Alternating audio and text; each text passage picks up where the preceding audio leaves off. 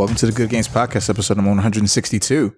This is a show where we talk about video games and gamer-related things. My name is Frank from Palm Manso, and I'm your host. And as always, I'm joined by the co-host of the show, Alex Nunez. What's happening, sir? What's happening is that I'm a little disappointed. I've apparently reached the end of what can be done in Magikarp Jump. Really? And there's an emptiness inside of me right now. Wow. So, what is the end? Well, they have teased that they're in the next update. They're going to have an Elite Four of Magikarp jumping because I've beaten the first 8 leagues already. So eventually, once that update hits, there'll be more content. But yeah, I've exhausted whatever is in the game at this point right now. Oh, which wow. were like these there was actually 3 generic leagues after the 8, I guess, main leagues. And I think that was just like a thing to put in there. Like, okay, you beat this part of it. You play this as we wait for the other thing to come in, but the other thing hasn't come in yet. So, yeah, I've like reached the level cap on all my Magikarps and everything else, and I'm just still like doing stuff for other things. And yeah, I'm just waiting for more Magikarp Jump. Really. Wow. Yeah. I can't believe you've played that game for so long. Like, you talked about this game about a month ago. And still been playing. That's good. It's super simple. Like it's just you just open the thing and click on the stuff that's on the screen, and then things happen. I will admit I did download it out of curiosity after you had finished talking about it, and I can see the appeal. I can see why it becomes very addictive because it's just so simple. Yeah. You know, just about making those Magikarp jump higher than the other Magikarp. Yep. And everything's just centered around Magikarp. Mm-hmm.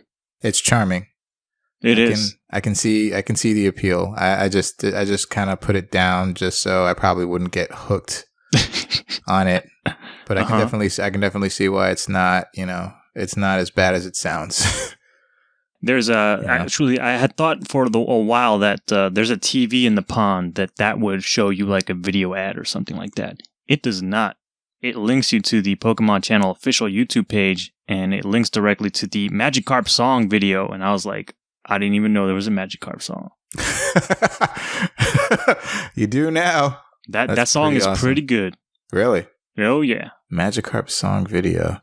Well, yeah, that third verse is it hit home real hard because it very much it truly captured what the Magikarp experience was in those games. And I was like, damn, yep. Mm-hmm. You're speaking a lot of truth right here, Pokemon. I can't believe this is actually a discussion. Believe it. But that's pretty cool. I Yeah. gotta try to get my ears to listen to that song and see what that's all about. Mm-hmm. Because my curiosity has been piqued. I might as well link it in the show notes because whatever, why not? Well, Everyone should hear the Magikarp song. Hey, why not? Yeah. Maybe you could just hear it at the end of the episode. You never know. Who knows? I mean, that's a thing that we do. So hope maybe. But all right, cool. In other news, I've actually been getting reacquainted with my Switch, and I've been playing quite a few games on the Switch. One of which I will be talking about a little later. I have every announcement of a Switch game is like, God damn it! I really want to Switch still. Yeah. I got my hands on. I'm gonna talk about it. I don't care. I got my hands on Ultra Street Fighter 2. Why did you do that? Because I got it for like $1. Okay.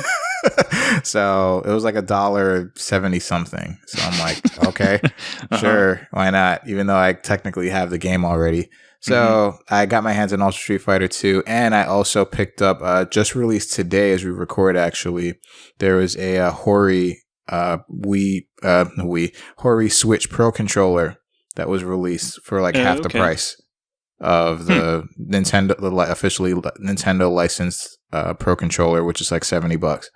Okay. So I got that controller, and I was just like, all right, let me try Street Fighter 2 with this controller. And the review for the controller real quick, it's really good. I'm glad that I have a controller that is literally half the price, and I don't have to, invest $70 on a controller that I may or may not use. Right. But I think the only issue is that the Switch only has one USB slot, and that and the Hori controller is wired, whereas the Nintendo one is wireless. Okay. So that's a bit of an issue, but at the same time, it's still a welcome addition because of the price point. But yeah, Street Fighter 2, man. So I played it. I played it pretty in depth. I did all the modes, and I gotta say, it's a fun little game. It really is. I understand why people are complaining, like, why do I have to pay $40 for a game that came out like 7 years ago or something like that? But they're like, yeah, like, why do I have to pay that much money? And I get it. It's definitely not worth it. But they put like some additional stuff in there that's kind of like, all right, well, maybe if you paid like $15 is a downloadable game. Yeah. You know, maybe $20 max, but that's asking for a little bit much. But yeah, I tried out Violent Ken and Evil Ryu. They are broken as hell. I unlocked Shin Akuma, which is actually a thing. They just recently released the code for him. Oh, okay. So yeah, it's a bit complicated, but it's nothing crazy. How's it feel to throw Hadoukens in first person? Oh, that was awful. That's definitely not something I'm just like, oh. As soon as I did it, I'm like, ooh, this feels wrong. You know, and then waving the Joy-Cons left and right does the Tatsumaki, and like flicking one down and one up does the Shoryuken, and I'm like, oh, this feels really wrong. So yeah, and that mode lasts all of like 6 minutes, and you're done. So yeah, it's an interesting little game. Definitely worth $1 something that I paid for it. But it's just nice to have like a Street Fighter 2 game and being able to play it on the Switch. It's nice. Can you revert back to like the original version? Yes, you can revert back to original graphics, but not original version. What about like balance stuff? Is it just the new stuff?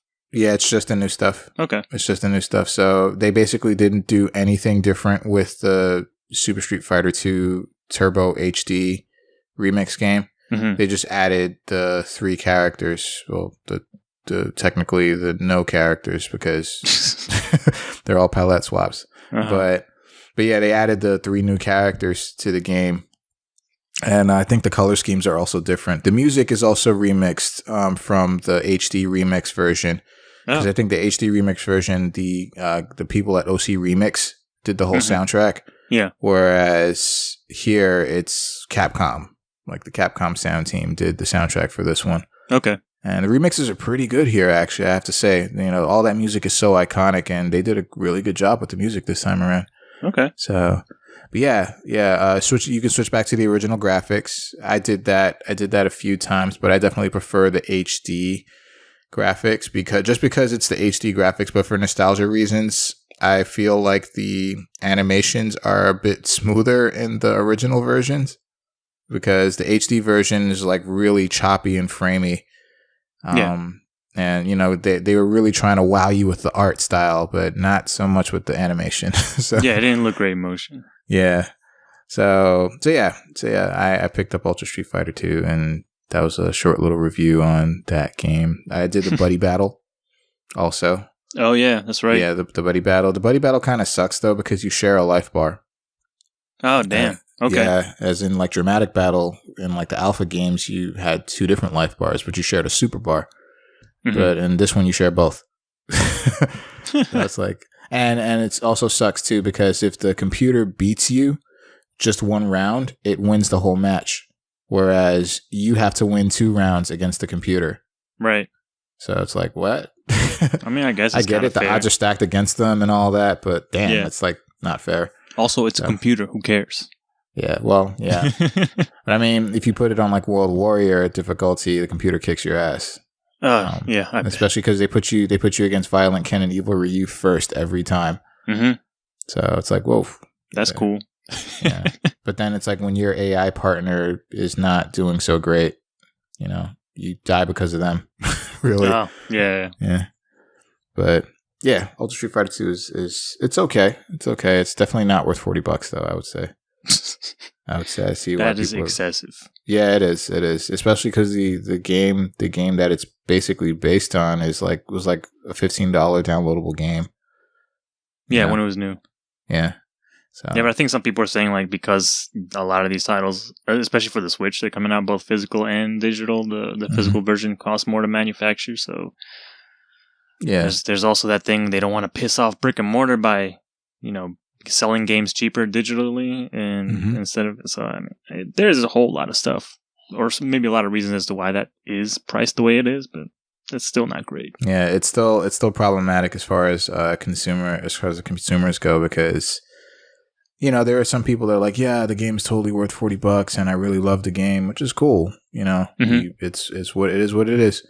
But I think the majority of people are just like, like coming with pitchforks and torches and stuff, like saying like, no, this can't be. No, there's too much money for the game. And so I see where it's problematic, but I can also see like the reason it's just more expensive.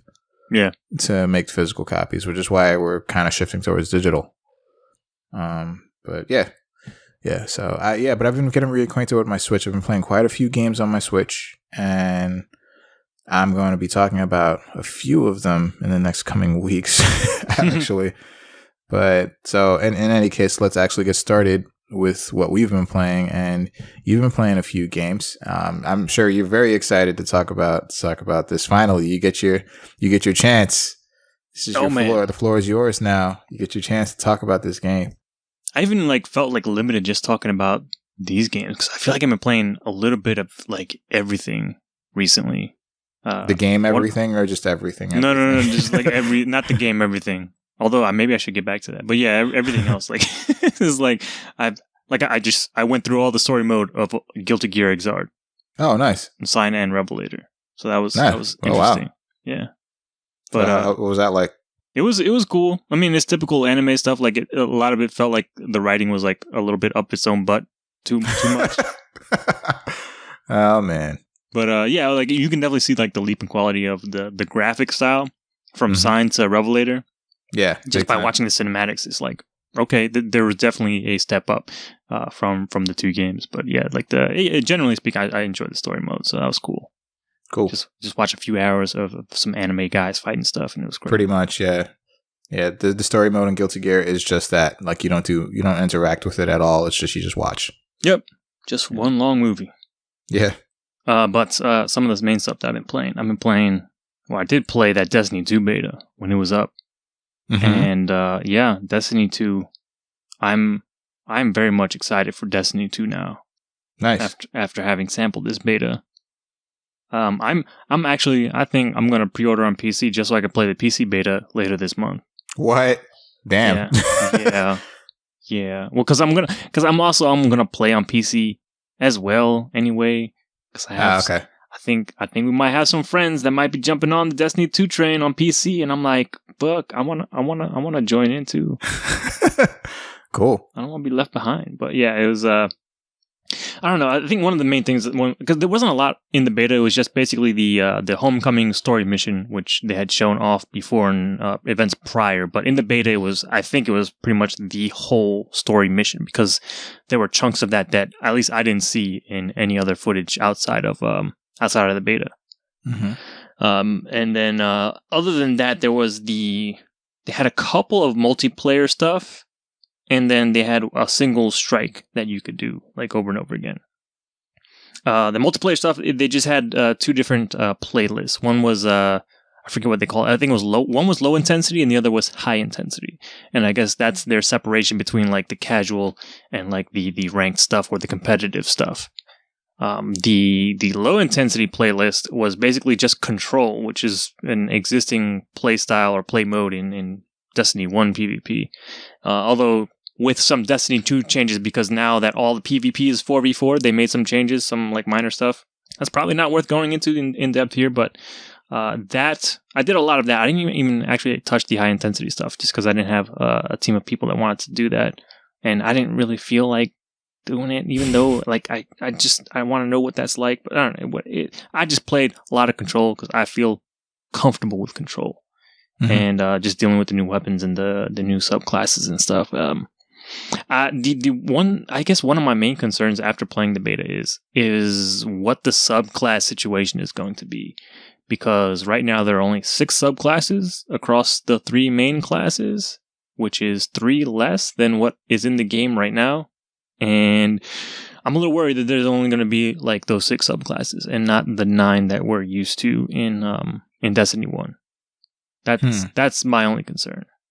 Because if it is the way it is right now, then the hunter is kind of like left out with a non-supportive role, kind of. Because the Night Stalker subclass in Destiny 1 was really good for, especially for like end-level events, like doing the raids and all that, because you can you help the rest of the team with your abilities. But the current subclasses, I don't see that big of a role, like that big of a supportive role for the hunter. Whereas the Titan and Warlocks have that something like that they can do in Destiny 2. But that's my only concern. But like messing with the new abilities and the new subclasses was a lot of fun. Mess with some of that Hunter Arcstrider, which is I guess the Blade Dancer replacement.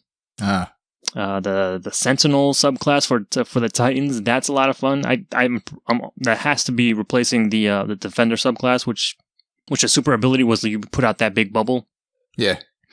I thought that was going away, but apparently it's still tied to that Sentinel subclass. So when you get your super, you have the option of either doing the Captain America shield, or if you hold nice. the button, you get the old Ward of Dawn bubble that you're used to. But I guess depending on what the situation is, what you want. But even when you have the shield, you can like block damage and stuff like that. So, but it's fun just to go around and bash people with the shield and throw it, even though. I think throwing it is like, it costs like a melee charge or something. It's on a cooldown, so I couldn't like constantly throw the thing. But the cool thing is it does like the Captain America shield. It bounces off of multiple targets if they're close to each other and ricochet off of stuff. So it's a lot of fun. Cool. I'm typically a Warlock main, but I don't know, that Titan Sentinel thing. It looks like a lot of fun. Uh-oh. I'm trying to think I don't know what they're talking about. That strike, like it was like all right.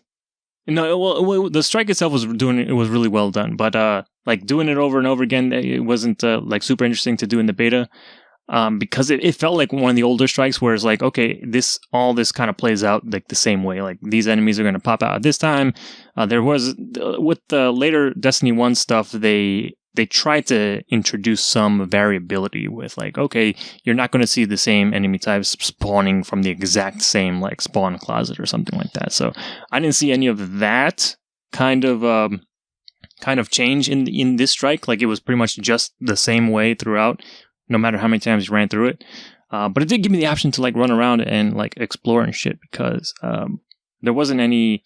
They didn't like this. This beta was much more restricted than like the last Destiny beta for the first game, because the first game it gave you like patrol and you can access the entire map pretty much, and this one you didn't have access to the full map. So I took whatever chances I got, and that only chance that came was in that strike. So I just kind of went around exploring and stuff, and I ran into some fallen enemies and seeing their new versions in the game was like kind of interesting, but. Overall, yeah, I'm very excited for Destiny 2.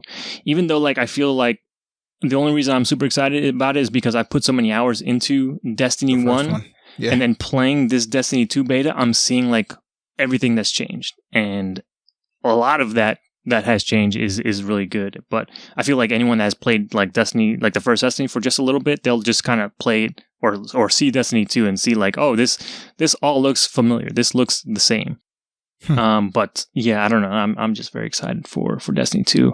I guess my other concern is the whole weapon situation with them changing the whole like primary, secondary, heavy slot thing.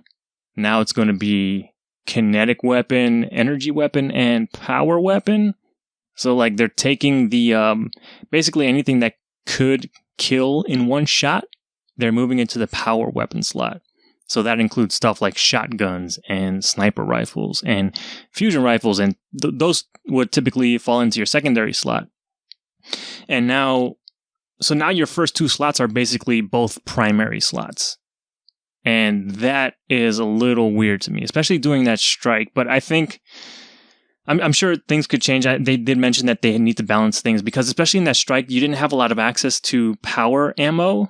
So you're just using your primary and you're doing it to do damage on this boss, and like it felt very bullet spongy because you had to do just an insane amount of DPS, and it felt like it took longer than at least something in Destiny 1 would. Mm-hmm. And just not having regular access to like stuff like sniper rifles and shotguns to do extra damage is it felt like sorely missed in the game. So that's my other concern about just Destiny 2 as a whole. Like, how is this going, or how are they going to work that limitation around the rest of the game, and especially like the end game content, like the Nightfalls and whatever else they have, and especially the raid. Like, I'm very curious how they're going to handle like stuff like DPS checks on boss in the raid if the power weapon stuff is not like you're not going to, we're just like plain and simple, we're not going to be able to do as much damage as we were before because we had access to those secondaries. That's what I'm a little weirded out by, but I don't know. But it is kind of cool, I guess, to like run around with 2 hand cannons if you wanted to. I don't know. It sounds like that maybe they have a little bit of balancing to do. Yeah. Well, again, they did say when the beta was running that I think the beta version that we were playing was an older build, not the one that they are currently like working on. So they had changed some certain things in terms of that kind of balance with the weapons and stuff like that. But like the archetype, like the kinetic energy and power weapon slot, that is pretty much in the game. And in the final game, they said there's going to be more access to power weapons or power weapon ammo and secondary ammo and all that stuff. So again, it's just like that. Playing that version of it in the beta, it felt like I just didn't have enough power to do damage against the bosses. So again, it's a concern I have based on the beta, but I'm very cautious now on how the rest of the game is going to be when it finally rolls out. But man, it's especially that fucking first mission, man. I'm assuming that's going to be the first mission of the game, because that thing alone was like more cinematic than anything that's been in any of Destiny 1 or any of its expansions and everything. Like you straight up like see NPCs in a mission that you're playing, and you never saw that in Destiny 1. Yeah, that's true. There's people like milling about, and they talk to you and stuff, and they'll like open up doors for you and shit like that. And I'm like, okay, this is more story than there's ever been. And like, it felt like a strong opening for a game too. Like, I don't think I've been hit, and again, I'm like kind of invested in Destiny lore, so it'll hit me a little harder, but it felt like almost on par with the Mass Effect 2 opening, with that craziness is happening, where the ship just gets blown up in the beginning. Yeah. It almost felt on par with that. I was like, God damn, this is how we're kicking shit off. I'm like, holy shit. Okay, I can't wait to play more of this game. But yeah, like this, the thing that I'm not concerned about, if I'm not concerned about anything, is the story right now. Because if the story is shaping up the way it seems like it is, it's going to be probably the best thing about that game so far. Cool. Yeah. That's a big step. Yeah, which you couldn't say about like any of Destiny 1. Except maybe like Taken King. Yeah. But yeah, Destiny 2, man, I'm hyped. This beta was a good taste. Well, you have a little more than a month. Yeah. Time's just flying by, man. Yes, it is. But I've also been playing another game. Mm-hmm. Another game that we've been excited about. Spreading the word as we were about Pyre. Oh my God, Pyre. Pyre came out, I forget, last week, I think it was. Yeah. Yeah, that game. I've only played a few hours of it. I was hoping to have finished it by now, but I got distracted by other things. The one, okay, I got to get this out of the way. Major disappointment is that the multiplayer is only local. There is no online multiplayer for this game. It's like such like when you told me that, my heart just like dropped. I'm like, what? Right? Yeah. They could have cashed in huge. That thing, yeah. Just that pure like gameplay slice of just you versus somebody else. There could have been like tournaments and competitions and just that people could have been forming squads. This is like, because basically the way the game is, it's like a football game, or it's like a hybrid of like football and fantasy like sports soccer thing. And like, yeah, man. Mm-hmm. It's like fantasy. It's like a fantasy league in video game form, man. It's like that you can actually play and contribute to. Yeah, it's nuts.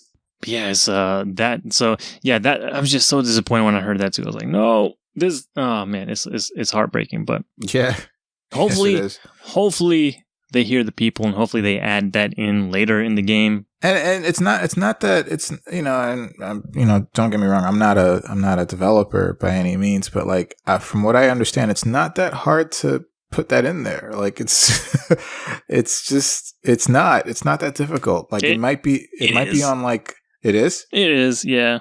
Especially for a small team like theirs. I think they only have like 12 people, but like well, yeah, if that's the case, definitely. But networking is always like a pain in the ass. I don't think there's like an off-the-shelf solution that you can just pick up for and just like, plug into your game. Like, all right, now we have like networking and matchmaking and shit like that. That I don't think it's there yet. But yeah, like just trying to matchmake with people, and especially because it's like a unique game. It's not something that's like. I can maybe see something like that for like an FPS or something, but this is a little different. I don't know. But yeah, every time I've heard like developers talking about like trying to implement some kind of networking thing or playing over the internet, it's always a pain in the ass. Yeah, it's just so disappointing, man. Like the possibilities. Yeah, because like when we played it at PAX. I think the first thing like was on all of our minds was just like, oh my God, I can't wait till this game comes out so we could play like everybody online, like form up squads and like form up rivalries and friendships, and it's just like that because that's the kind of like audience that game lends itself to. That's just what you wanted out of this game, especially in this day and age with all these multiplayer games that are taking precedent, like Call of Duty, for example. It's like multiplayer, straight up. Like or nobody really gives a shit about the campaign. Of everything. Yeah, especially like you have like Madden. Like Madden is now like an event. Whenever the game comes out, and it's all about just forming up your teams and just playing against everybody. So this game could have been on that level. I know it could have. It is on that level. Yeah, that's the thing. Like just playing it, even for that little bit that we did, is like, yeah, man. I want to see high level shit. Yeah, man. I wanted to be there. Like shit, man. That when you told me that, my heart just dropped. I was like, no. Mm-hmm. Yeah. I was like, missed opportunity, complete missed opportunity. But I'm sorry. Go ahead, continue. No problem. Fine. Yeah, I'm still hoping. I don't know if they have any plans for this, but I'm hoping that they eventually implement online multiplayer, because that shit would be amazing. Yes. But this game also does have a fairly lengthy single player campaign, because it's kind of like, I guess, a pseudo RPG game wherein the core mechanic is that, that sport kind of thing where you play a match of that game. Yeah. And that's kind of, it's tied into the story.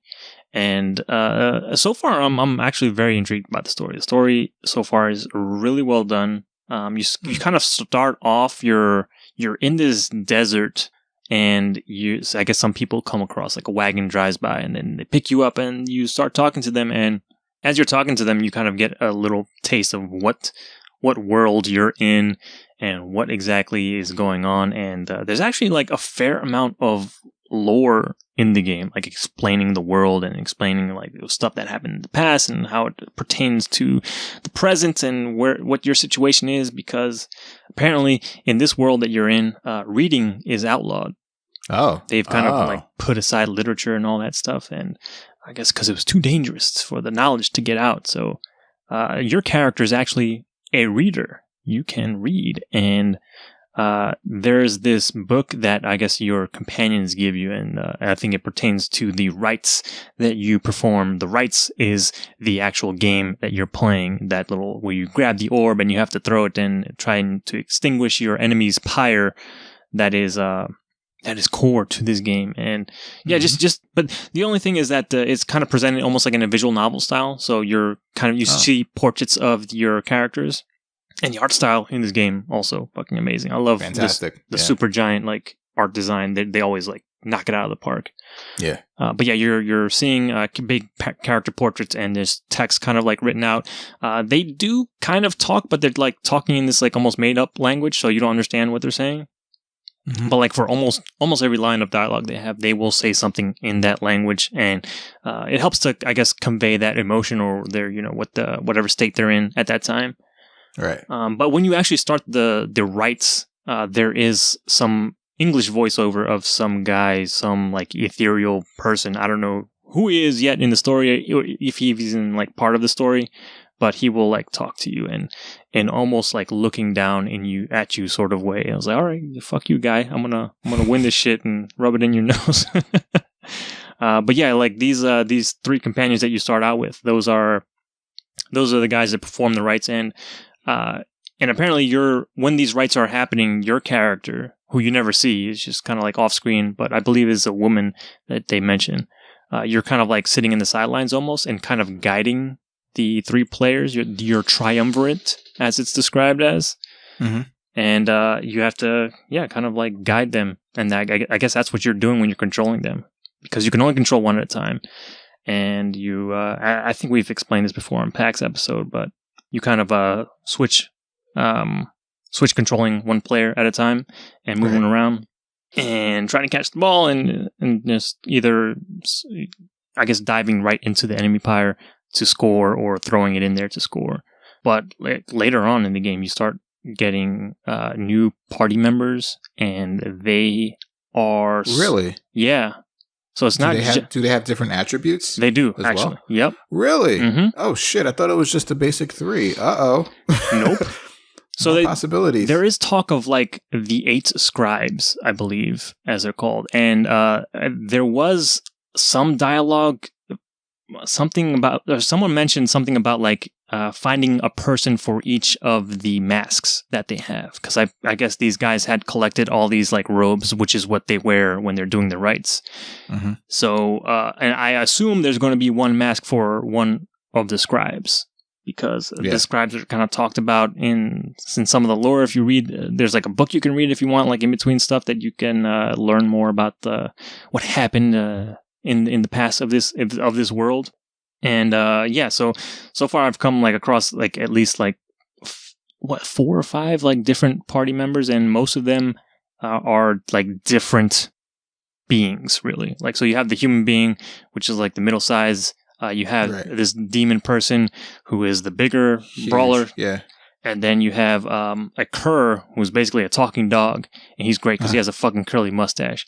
It's fantastic. He's like I said, MVP when we played it at PAX. Like that motherfucker was doing like all the work. Yeah, because he's super fast. He can move around real quick. Yeah, jumps high. Yeah, it's really useful. Then I came across an imp who's even smaller than him. He can kind of flutter around. I don't love because he doesn't move as fast as the curs, or as Rookie, as he's called. But he can flutter around, and instead of like throwing his aura in front of him, he can kind of explode in a radius around him. Interesting. The thing is, he banishes himself by doing that, but I think he's back in like a second or less than that. It's not. Oh, okay. It's not as long as a full banishment, right? But he's still banishing himself for that.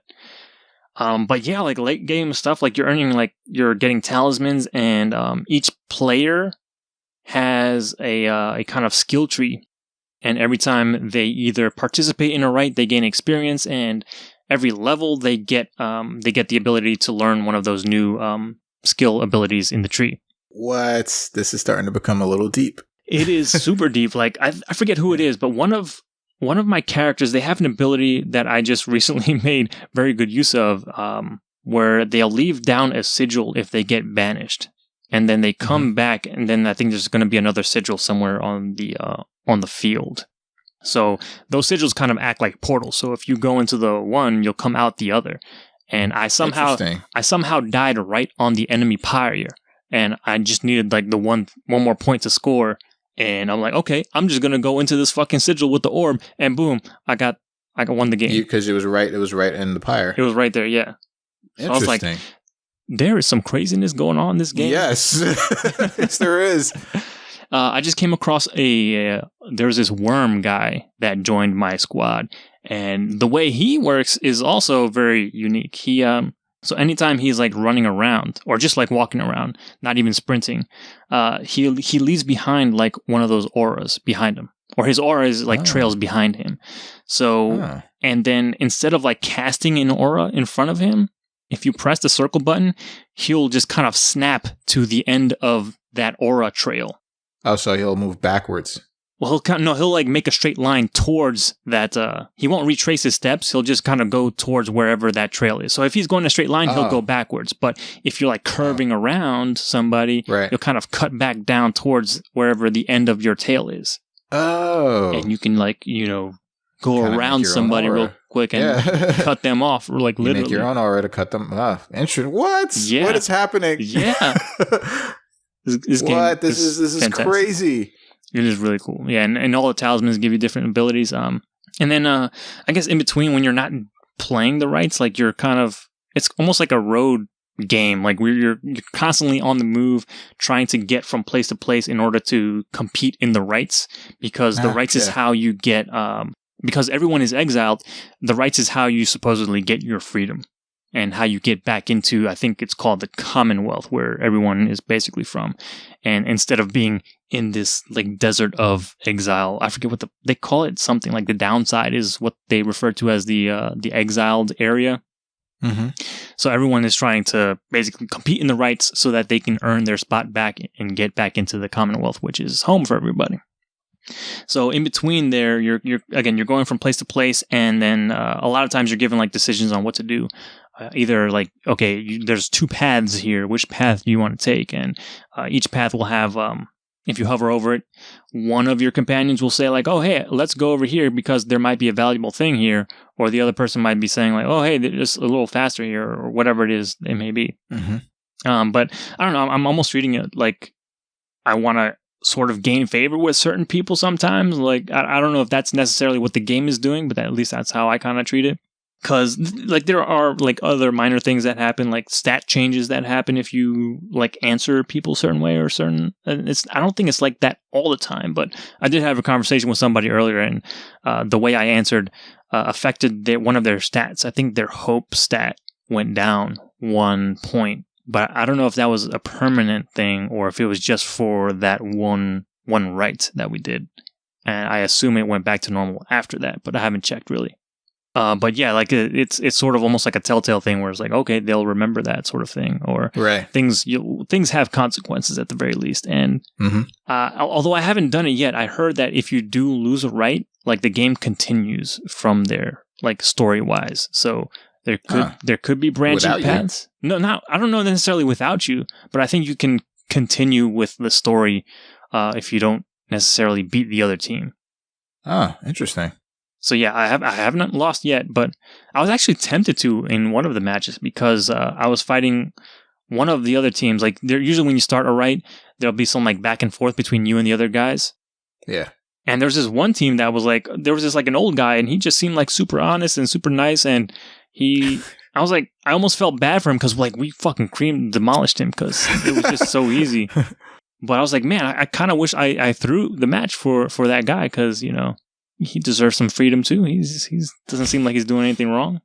Maybe that was the strategy. Maybe throw you off. Maybe, but I didn't fall for it in any case. But yeah, the game is super cool right now. Like I'm digging the story. The fucking art style is amazing.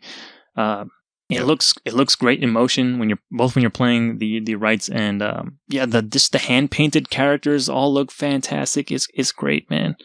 I like Pyre a lot, and I'm like curious, like what the rest of the game is going to be. Like, I assume it doesn't end when you complete all the rights, because there's only like a handful of them. Because you're looking at this like star chart as your map, and if I'm basing it on that, like I only have a handful of rights left before I earn exile, or before I like can get back into the Commonwealth or whatever. So I don't know, man.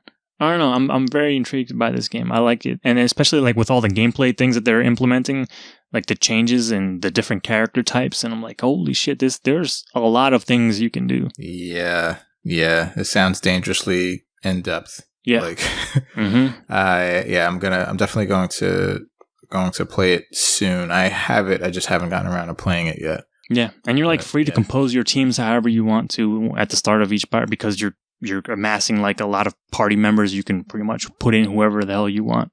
And then put me in, coach. Mm-hmm. Yeah, man. Like because I thought it was just going to be the original 3 characters that we saw, and I was fine with that. Yeah. But then they're like, oh no, there's more. I'm like, there's more? There's more. And they're all completely different from one another. What? Yeah. And actually, there's occasionally story reasons to not put somebody in the right.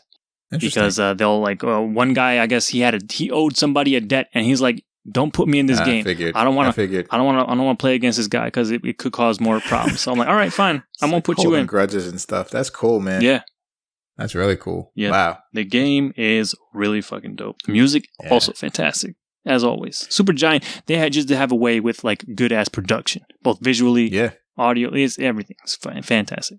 Very cool. Mm-hmm. Very cool. Yeah, I'm gonna definitely get around to playing that soonish. Yeah. Yeah. Cool, man. Yep. I just wish we could play against each other. I know, man. Fuck. It's a wasted opportunity. I almost feel like I'm like, yo, you want to come over? Right. We could play. Yeah. Shit. Is that because the game is that good? Seriously. It is. Seriously, it is. It's that good. But yeah, man. All right, cool. Well, thank you. Yeah. I have my the fire I have for Pyre has been reignited. Yes. Yeah. So somebody had to do it. Yeah, I know.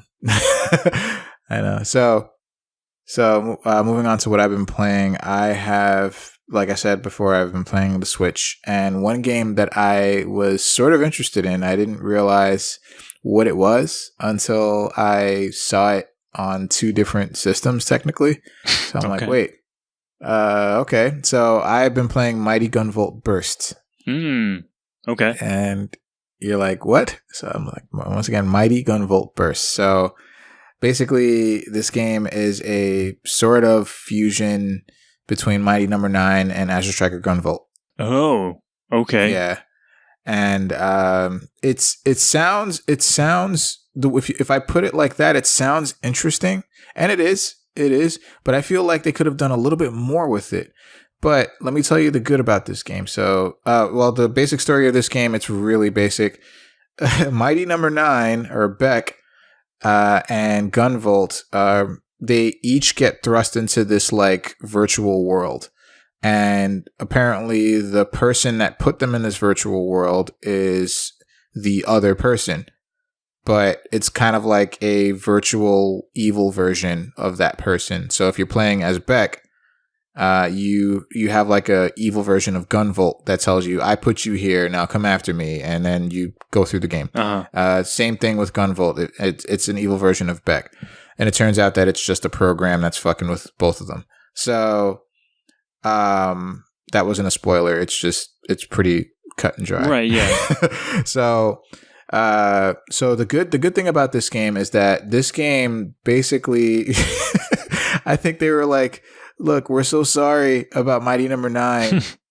So let's kind of like, so the way the game is laid out is that you're playing Mighty Number 9 stages, but redone in a way where they're not as annoying or problematic as the ones in that game were. Okay. So the game is 8-bit style, but it's obviously more than that. Mm-hmm. The other cool thing is that you get to control Beck or Gunvolt, and you would think that the characters are very different from one another, but they limit both of the characters, because if both of the characters were able to have their full set of abilities, their full range of abilities, well, Gunvolt, for example, would completely demolish the entire game, easily, if he had all of his abilities. But he's missing his electricity, his bioelectricity in this virtual world. Okay. So he only has the ability to shoot his gun, which, if you've played Gunvolt, those were used as like lightning rods. Okay. When you stuck them to an enemy, then you activated your bioelectricity, they would form like lightning strikes on the conduits. Mm-hmm. So they limit Gunvolt in that he can only shoot bullets from his gun, and Beck is also limited that he can't do his dash to gain the upper hand with his power absorption ability.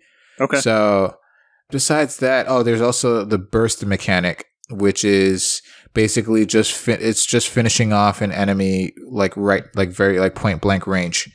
And the more you do that, the more your score bonus goes up. Mm-hmm. So you can like get combos if you kill like every enemy in a stage, for example, which is very hard to do. But if you kill every enemy in a stage, including the boss with the bursts, and the bonus, the score bonus just keeps tacking up until you mess up or you finish the stage, and then that just adds to the score at the end. And in doing so, you get to kind of like acquire more items, more weapon types and stuff like that. So yeah, that was another thing. They kind of mixed and matched the systems of Mighty No. 9 and Gunvolt, so that they kind of formed this really nice fusion of like replay value with like challenges and item collection and so on and so forth. Uh-huh. So yeah, besides that, the game is it's a lot of fun. It's a lot of fun. A lot of the Mighty No. 9 stages, like I said, are fixed. Like there are no real issues with them. The game is still kind of difficult if you're trying to like really rush through it. Some of the things are like kind of like, all right, come on, why is that there? Like, why are you going to put a spike trap there? You know, so. But yeah, it's pretty cool. It's a pretty cool little game. It took me about 6 hours, I think, to beat the whole thing. Okay. With just one character, though, so I have to go back and do it with the other character. Mm-hmm. And yeah. Oh, also, they also just had They also just added a free DLC character to the game, so I also have to play with her.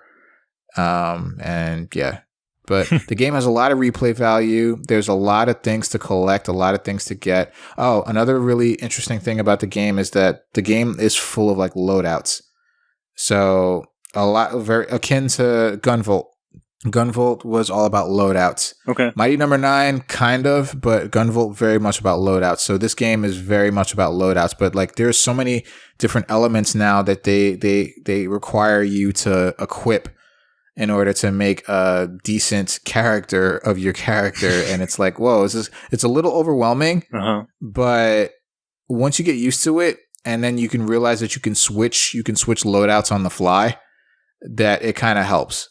So, for example, you can equip different elements to your weapons, like, you know, fire, ice, electricity, so on and so forth. Mm-hmm. You can also equip the speed of your shots, the amount of shots that you can deal out. You can equip jumps, double jumps. You can equip your jumping speed. You can equip. Let me see. You can equip your there's an item called what is it called? Dousing, which basically alerts you to hidden items in the area. Okay. You can also equip the trajectory of your shots. You can equip like if they shoot straight, if they curve up, if they curve down, if they form circles around you, if they spread out when you shoot them. So it's like there's a lot of that. And those are just some examples. There's a lot of that in the game, and it's kind of like overwhelming to like, you have to like go through every single little thing and just like load it out. But you also have to get the CP, which is like the energy points you get in the game, to do this. So, you know, you can only do it up to so much until you run out of CP. And then if you run out of CP, you basically have to just go with what you got, or go with what you can. But yeah, that once you get used to that, though, it makes the game very interesting, because then there's not only are there loadouts, but there's also like slot links. So you can link one loadout with another loadout and have a combination of two loadouts in one, and that's where it's like, okay, this is a lot. Yeah, like, it's a lot. It's surprisingly very deep. Like a deep system, but Gunvolt was like that. Azure Striker Gunvolt was very much like that. It was like a surprisingly deep system for such a short game. Yeah, just hearing it sounds very intimidating, because it's like, oh man, there's a lot of choices, but it sounds like it gives you a lot of different options too. Yeah, it gives you a crazy amount of options, and again, it's intimidating only at first, but once you get used to how things work, you'll be switching shit up like so fast because you know what you want. And they basically gave you the option to play how you want to play. Right. by just giving you a shit ton of options. Like you can control like so many different things with just your gun. With just like your shooting. It's like, what? Why would I need this? But then, you might think differently from someone else. Maybe there is someone who likes their shots to spread out, or there is someone who likes their shots to go all the way across the screen, or someone who likes their shots to, someone who's a close range player who likes their shots to disappear after, only going a little bit of a distance. You can also load that out too. You can make it so that you can make it so that the shots dissipate after a certain distance or like a certain time frame. It's just, there's a lot. Okay. There's a lot, but no, the game is actually a lot of fun. You fight all of the Mighty number 9 bosses. So when I played with Gunvolt first, because Gunvolt was the safer bet. And I played with Gunvolt first, so I'm like, oh, I fight all the Mighty number 9 bosses, cool. So then I started the game again with Beck, and I'm like, man, Beck has to take on Gunvolt's bosses? That's like murder. Like, Gunvolt's bosses are so fucking ridiculous. Like, there's no way Beck can do this. But then you also just still fight Mighty number 9 bosses. I'm like, oh, come on. Like, I kind of wish they put Gunvolt's bosses in this game because all those bosses are so fucking cool. Yeah. But yeah, it's a cool little game, man. I just played it. I just started playing it like at 9:00 one night, and before I knew it, it was like 3 a.m. and I'm like, oh, Jesus. I'm done. I'm like, oh, I'm done. And that was just one character. It was a lot of fun. Not an easy game by any means, but it's not like frustratingly hard. And then there's that burst mechanic, which is akin to the whole Gunvolt mechanic and even Beck's dash mechanic, where if you just basically get like a perfect run through of the stage and you keep using the mechanic that's with the certain character, it adds to your score bonus, and it just leads to a bigger payoff at the end of everything. So yeah, it's a really nice little game. I like it a lot. I recommend it. I definitely recommend it. If you just have like some time to kill. But yeah, it's a nice little game. I'm not sure. I think it's only out on the Switch. I'm not sure if it's out for the 3DS, because the 3DS has Mighty Gunvolt, but not Mighty Gunvolt Burst. Right. But yeah, it's a cool little game, man. I like it a lot. So cool. Yeah, that's it. That's it for Mighty Gunvolt Burst. Here's looking at Azure Striker Gunvolt 3 because I really like that series so far. I'm hoping that's a thing that happens. We'll see. So yeah. So all right, we're gonna move into headlines. But before we do, you should go to innercitygeeks.com and follow along with us because we got to talk about some stuff. Yeah, we do. And first up, I know I started this off by laughing. This is so bad. All right, first up. Oh, God. Okay. First up. So Pokemon Go Fest happened. This is a thing. Basically, it was a Niantic event where they called a whole bunch of people to come together and play Pokemon Go together, and it'll be a great time had by all. And it's just play Pokemon Go and like this big massive area, and we have all these bonuses and promotions and stuff like that. So it was the thing. Unfortunately, it was a shit show. And I know this is like I couldn't help it. I had to put this here because they have a 10-minute video, or it's like an 8-minute video of a supercut of all of the most cringeworthy moments of the live stream of this event. And I mean, Alex can tell you, I told him to watch it before we started doing this, and it is so bad. You have to watch this for yourself. I can't even. There are so many things bad, so many horrible things that happen, and it's just like, oh my God. I told Alex that when I was watching this at first, my hands were over my mouth, like in shock. I'm like, I can't believe that this is like a thing. Like, this is it's so cringy, and it's like really funny, but it's like, you think about it, it's like, oh man, maybe it's not that funny because this is like there are like people that worked really hard to try to get this event off the ground, but there was just like server issues and like nobody could catch any Pokemon there. Nobody could battle properly there. The game, they couldn't even play the game at certain points. Yeah. Well, at most points, they couldn't even play the game because of the server issues. It was just, it was so bad, but this is just hilarious because I couldn't help it. You have to see this for yourself. So I implore you to watch this supercut. It's horrible. It's pretty bad. Yeah. I don't know what the hell. I don't know, man. Like, sure, Pokemon Go's a thing. I don't know, but this, you'd think they'd put more effort into planning something like this or getting the proper precautions in place to make sure it would go smoothly. But I don't know. Maybe I'm sure certain things were just out of their hands at that point. But especially like the people like in the crowd screaming like, "Fix their game!" Like, what are they gonna do? Yeah, they don't have like people on site. What do you expect them to like push out a patch to you like right there on the spot? There. Like, I know it's a shitty thing. Like things aren't working. You paid for this to get into this event, and things aren't going as they were supposed to be. But it just like, I don't know, booing and chanting and stuff like that is, I don't know, it felt counterproductive. But man, that wasn't even half of what happened over if this video is to Jesus Christ. Now, you're correct. There were things that were out of their control, obviously. They didn't expect their servers to pretty much like just tell them to fuck off at that point in time. Mm-hmm. But there were also some things that were just like, all right.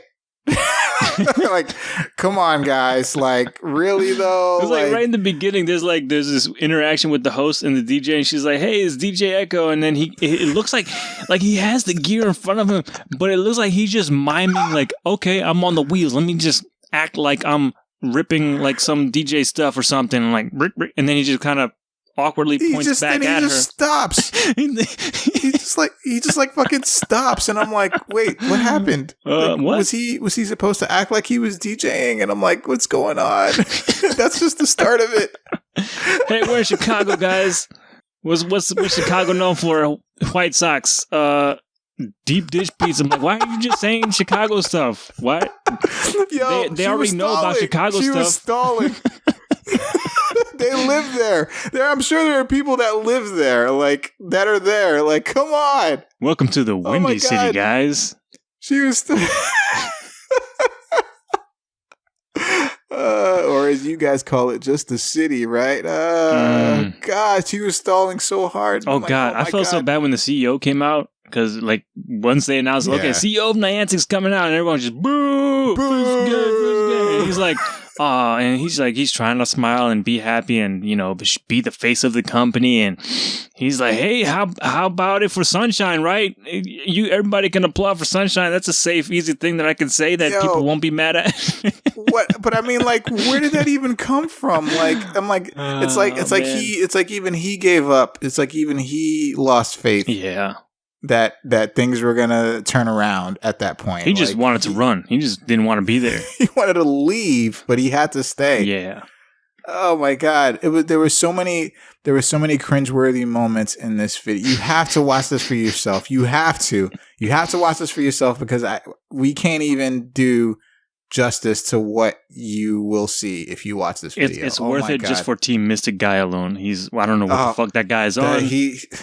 One of the most cringeworthy individuals I've ever seen in anything. Mm-hmm. At least he was trying. Dude, he was trying. I don't know what he was trying for, but he was trying. I don't like. What was he saying? Like half the time, almost like what? I think he came out like starting out with like, oh my feet are soaked from all the Pokemon. I'm like, what? Did you just murder a bunch of Pokemon and your feet are soaked in the blood of these precious creatures? And I think in the supercut they played that back in slow motion. They zoomed what does that mean? Yeah, I would have put like question marks as like subtitles. Like, what does that mean? Yeah. Oh my God! Like what? What are you saying? You guys just watch this. It's just. Please do. We can't. It's hilarious. Mm-hmm. It's hilarious, and unfortunately, the show did not go well. No. I think they said the live stream lasted 7 hours, And this is just a supercut. They said most of it was pretty much like that, but this is just a supercut of like the worst moments. You know, I'm sure there are probably some better moments there, just not as bad. But yeah. This is just a spectacle to behold.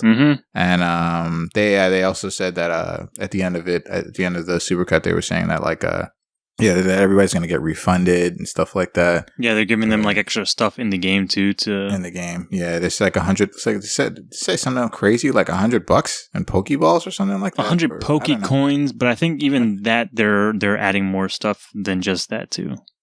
But yeah, so that that was a thing. So and in other not so great news, so about a week ago, 2 weeks ago, week and a half ago, the pre-orders for the SNES Classic went up, and they went up and they came and went. It's like 3 minutes, I think, 3 minutes max. They're just gone. So Walmart was the main source for the pre-orders. For here in the US, I think in the UK they were able to do pre-orders a few days prior, I believe. Okay, but. So for here in the US, so Walmart had the pre-orders up, and then they were gone. So there were people like, yeah, I got my SNES Classic pre-order, yeah, and then there were people like, oh my god, how did the pre-order sell out so fast?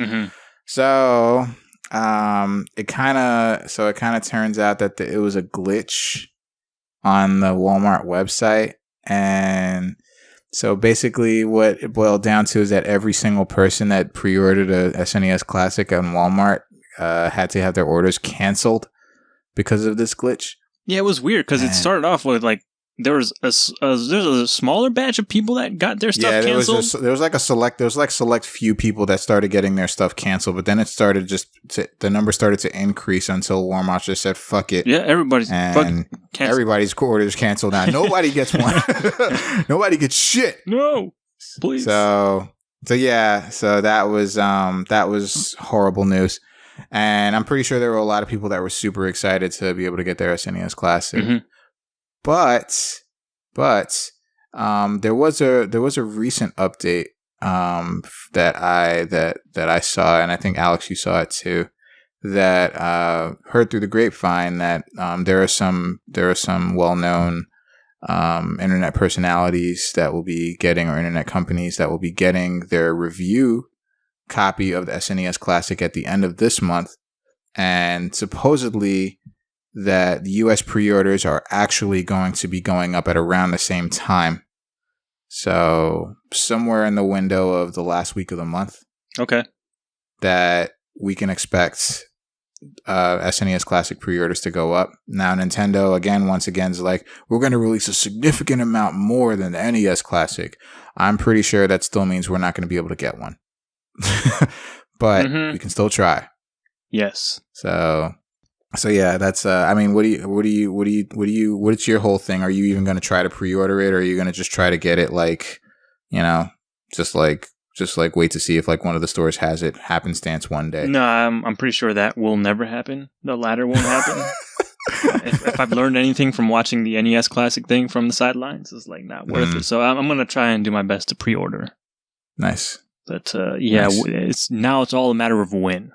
Yeah, and Nintendo was saying like, oh well, yeah, we're gonna release pre-orders to like all the retailers, all the major retailers that would sell this, and so they're like, we're gonna go to GameStop, we're gonna go to Best Buy, we're gonna go to like all these other places, and I still don't think that. I don't know. Nintendo just has that issue with just really like underproducing. They don't like follow the actual demand of the product, and they just produce however many they want, and then that's it. Right. And unless the demand is overwhelming, then they will probably release some more. But even then, they might not listen. NES Classic is an example of that. The GameCube adapter for the Wii U is an example of that. Yeah. So most Amiibo are an example of that. But I mean, also with the Amiibo, like there were a lot of other companies in that same market, like the Skylander stuff and the Disney Infinity stuff, and I don't see much of them around anymore. So I think they, at least for the Amiibo stuff, they had reason to be cautious. Yeah. Yeah, but yeah, so just just keep your ears open, keep your eyes open for end of this month. Supposedly pre-orders are going to be rolling out, so hopefully you can get yourself one. Yeah, and hopefully these retailers install their anti-scalper tech. Yeah, man, that's just what I'm worried about. I'm just worried about like one person buying like 5, and then the next person buying like 10, and then, and then that's it for that store. Yeah.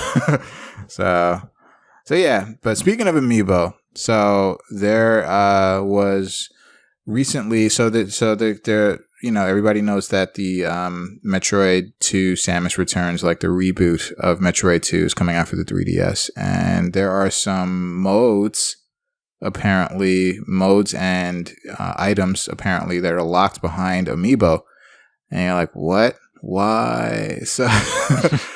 So if you have the Samus, if you have the Metroid Amiibo, it unlocks Metroid Marker, which is a tool to help you find nearby Metroids, and it'll also unlock Fusion Mode, which is a hard mode basically, and it features Fusion Suit Samus from Metroid Fusion.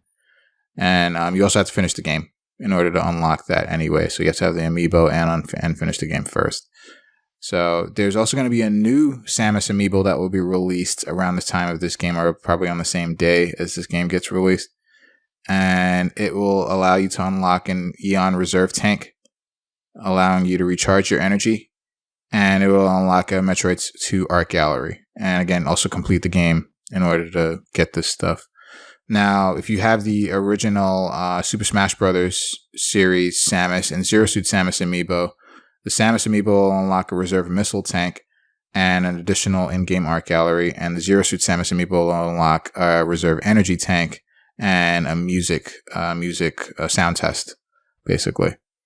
So, yeah, what do you think about the whole gotta buy them all in order to unlock modes in a game? I feel like we're crossing a line here, and now we're starting to well said. to hide gameplay stuff behind this, like, basically DLC of Amiibo, like physical DLC. Like, no, come on, stop! Don't do that. It's fine if it's like aesthetic stuff, like that's not that big of a deal. But like, you're gonna put a whole new mode in the game and have it only bypass it by buying this special Amiibo that we're probably not going to make up. But like, not only modes, but like, like items in the game that are pretty important. Yeah. Well, some of the energy tank stuff is not like super important because you'll get plenty of those in the game. But just man, why would you? That's particularly that fusion mode. Like that sounds like something very cool. Could be very compelling. And most people are probably not going to play that because Amiibo. We gotta force this down the throats of people. Amiibo, yeah, Amiibo. I don't know. I think they're trying to. They're really trying to make Amiibo stay relevant. Like that. Like there's, I think, and there was a game that I was playing recently. Well, I'll talk about it another time. But there was a game I was playing recently. Basically, if you have an Amiibo of a certain character, it unlocks like more costume options. So it's again that whole physical DLC sort of thing. Mm-hmm. That's kind of happening, and it's with Nintendo, of course. But again, it's an aesthetic thing. It's not like it doesn't affect the gameplay at all. No. But yeah, that's a thing. So in other news, I'm very excited about this news. But the reason why this is news is because it's going to lead into other things that it's happening very soon.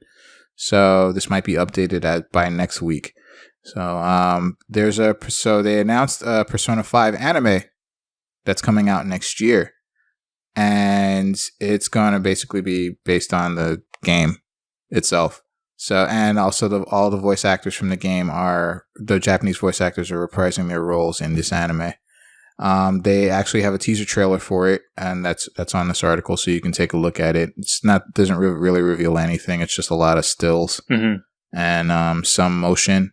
But it's just like about the I guess aesthetically, it seems like the style of like the credits of the game are very much so like the game itself. Okay.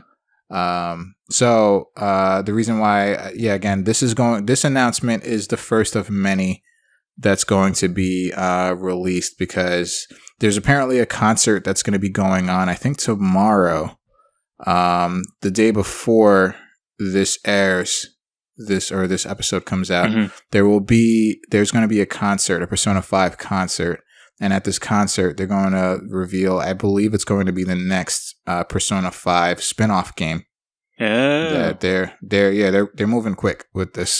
They're moving really quick with this. But then again, the Japanese game has already been out like a full year almost before Persona 5 released here in the States. But so rumor is that game is going to be a Persona 5 Dancing All Night. Okay. Because the website domain for Persona 5, it just said P5DAN or P5D something, but that was changed recently to Persona 5. It was changed to the atlas.co.jp/Persona 5D whatever it was. Mm-hmm. So because the domain changed drastically and it's linked to the home page of Atlas, that's very, very high chance to believe that the game is going to be a Persona 5 Dancing All Night game. So that's going to be, so that will probably update you on that as of next week. Do you think they'll what's the over-under on it coming to Vita at all? Oh, that's a good question. Because the Persona 4 Dancing All Night was a Vita exclusive. Yeah, I don't know. It might because, I mean, Persona 4 Golden came to the Vita, but that's when the Vita was in its heyday. If I were a betting man, I'd put my money on the Switch. I would put my money on the Switch too. Thing is, I think Persona 5 is a PlayStation exclusive.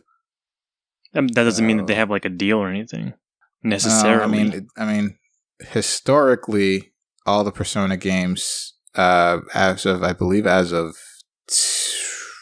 maybe all of them have been on PlayStation.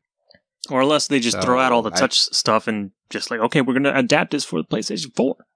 Yeah, maybe like a Dance Dance Revolution style, like where you just hit the buttons, forget about all the touch stuff. Or that Snoop Dogg game.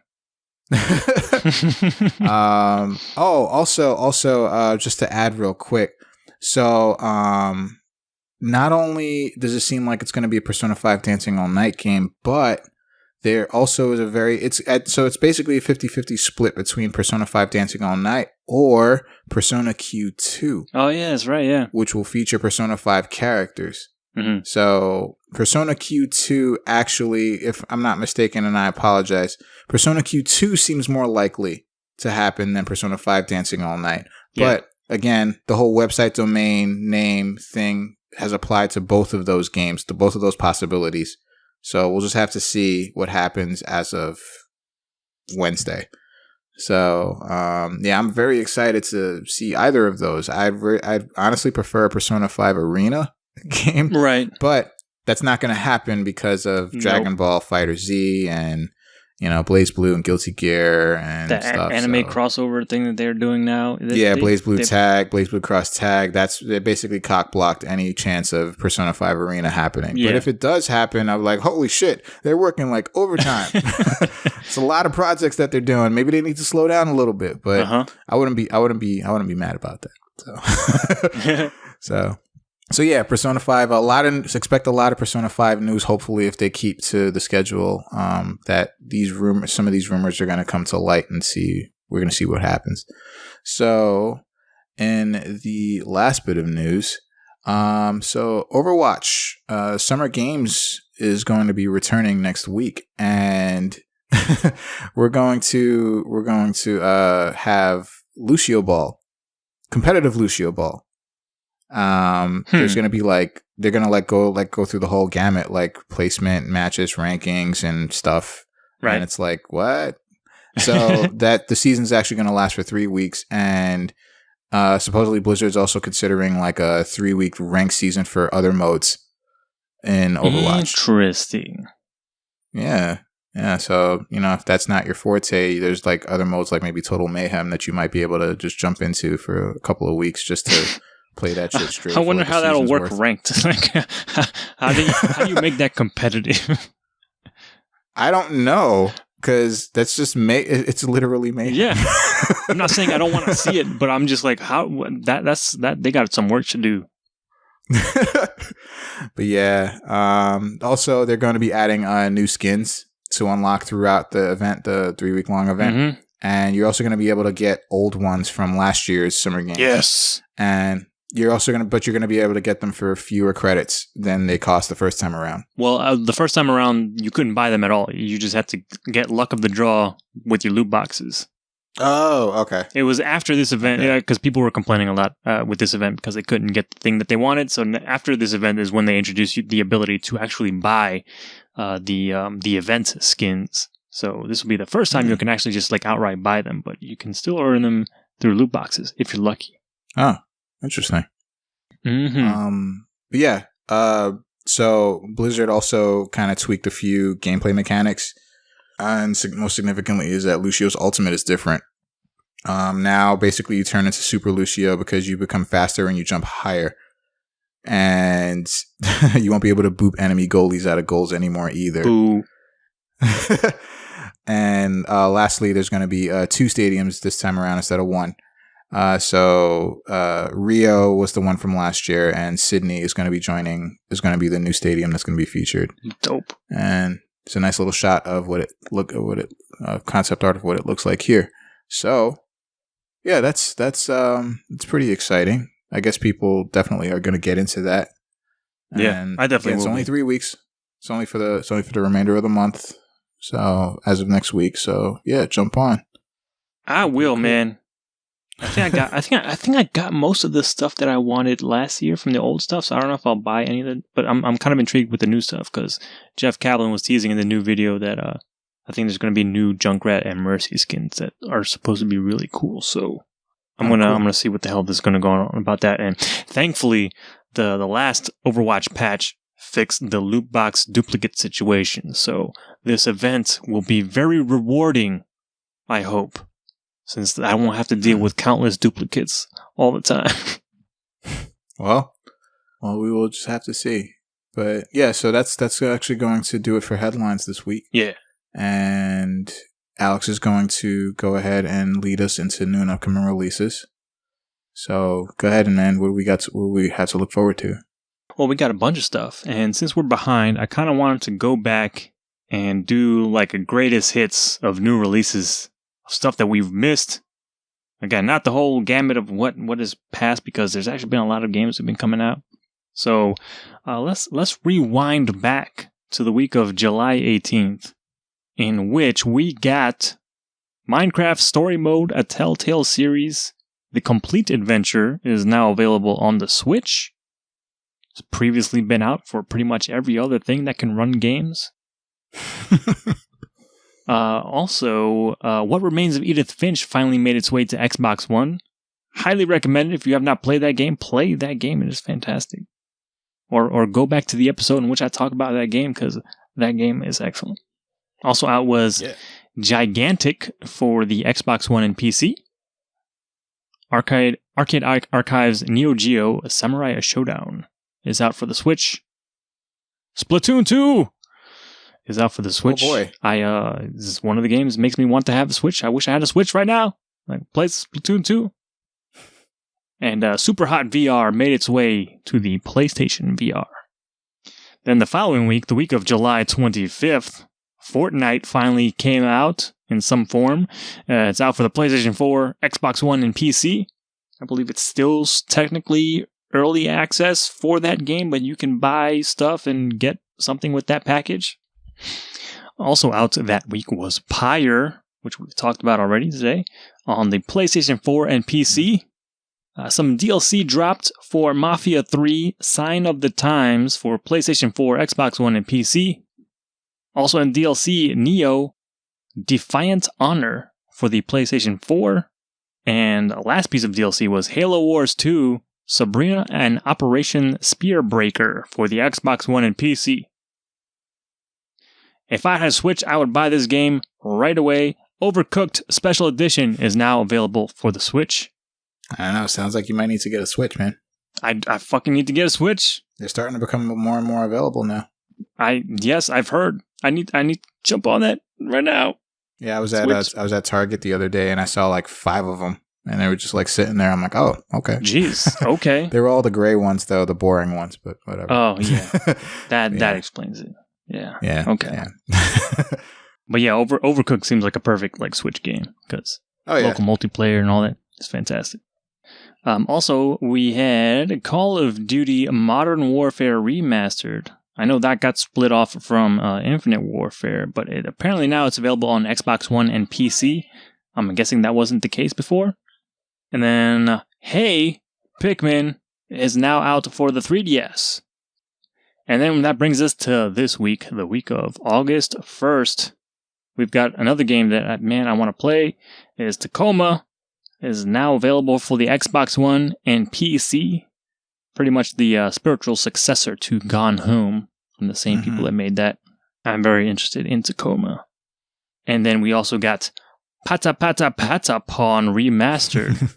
I added some extra patas in there. It's just Patapon Remastered. It's available for the PlayStation 4. Get your patas on. That was a fun game. Yeah. And now, since it's surprisingly the beginning of yet another month, we've got little games and stuff that you can get with your various gaming subscriptions. So first up, we've got PlayStation Plus for the month of August 2017 with your existing or future. I don't know if you want to get PlayStation Plus and see these games. I don't know. It's up to you. But you can get Just Cause 3 for the PlayStation 4, Assassin's Creed Freedom Cry, also for the PlayStation 4, Super Motherload for the PlayStation 3, Snake Ball for the PS3, Downwell for the Vita, which is also cross-buy with the PS4, and Level 22 for the Vita. Then for the Xbox stuff, Games with Gold. If you have a gold subscription, you can get these games for the month of August 2017. First up is Slime Rancher for the Xbox One. You can grab that anytime in August from the 1st through the 31st. And then also Trials Fusion for the Xbox One. You can grab that between August 16th and September 15th. Then you also get Bayonetta, probably the best version of that game so far. I don't know, maybe the Wii U's better. Who knows? Yeah, I think the Wii U version is better, but Bayonetta for Xbox is definitely, for a long time, it was considered the best version. Yeah, and now you can get it on Xbox One if you want it, because it's available both 360 and Xbox One, and you can grab that between August 1st and the 15th. And then also, the last game with gold is Red Faction Armageddon. For both 360 and the Xbox One, you can grab that from August 16th through the 31st, but you might want to skip that because it's not good as Red Faction Guerrilla. Let's not kid ourselves now. But yeah, that's going to do it for all the new releases and all the games and stuff because they just keep coming, man. They don't stop. Yeah. Wait till wait till the last quarter of this year. Stop. No, I can't. I don't even want to think about it. We're gonna be messed up, man. I'm counting down. I got like about another 16 days until one of the games I've been looking forward to for a long time is coming out. So I'm good. Yeah, which one is that? I'm good. Sonic Mania. Oh yeah, that thing. Okay. Yeah, that thing. Yes, that thing is coming out, and I'm going to get it. There's so much. I'm just thinking about like the January games that I still have Yakuza 0 untouched. Oh God, that's a bit of an undertaking. It is. I need this. Trying to catch up before the end of the year. I don't know if it's going to happen. It might kill me, but it's going to be an interesting ride. That's all I can say. Yes, sir. And you have Persona 5. You haven't started that either. Nope, I haven't even. Nope. God damn it! This is too much. Yo, Persona 5 though. I want to get Horizon Zero Dawn. I want to get fucking Nier Automata. I got Horizon Zero Dawn. I just haven't played it yet. God damn. Yeah, it was like $30. It was like $30 like last week, so I picked it up.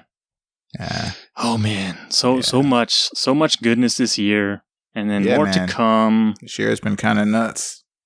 Yeah, Mario's coming. It's not over yet. It's not even by a little bit. Nope. But that's it. So we're gonna end the episode there. But before we officially end, we would like you to go to innercitygeeks.com if you haven't been there already.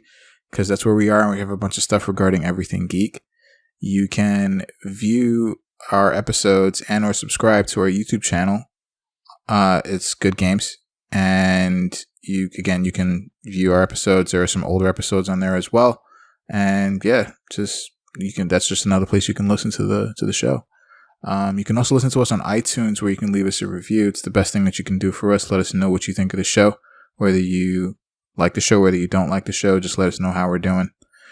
You can basically just listen to us where all podcasts are available. And I also want to encourage everyone that if you're going to do any kind of Amazon shopping, go to innercitygeeks.com first. Click on the Amazon banner on the right-hand side of the page.